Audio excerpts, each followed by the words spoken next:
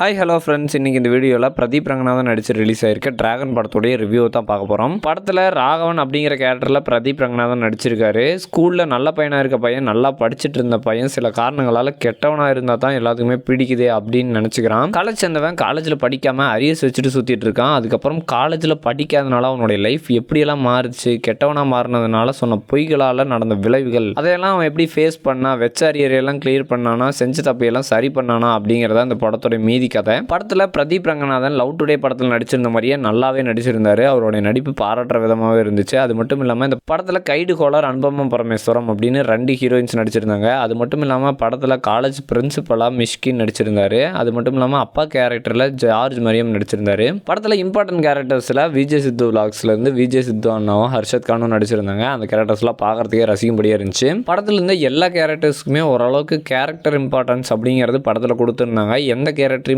சும்மா ஏனோ தானோ அப்படின்னு வைக்காத மாதிரி தான் படத்தில் இருந்துச்சு. ஜார்ஜ் மரியம் கேரக்டருக்கு படத்தில் நல்ல கேரக்டர் இம்பார்ட்டன்ஸ் கொடுத்துருந்தாங்க. மற்றபடிக்கு படத்தோடைய பாசிட்டிவ் அப்படின்னு பார்த்தீங்கன்னா, படத்தோடைய ஃப்ளோவில் நிறைய காமெடி சீன்ஸ் இருந்துச்சு. அதெல்லாம் ரசிக்கும்படியாகவே இருந்துச்சு.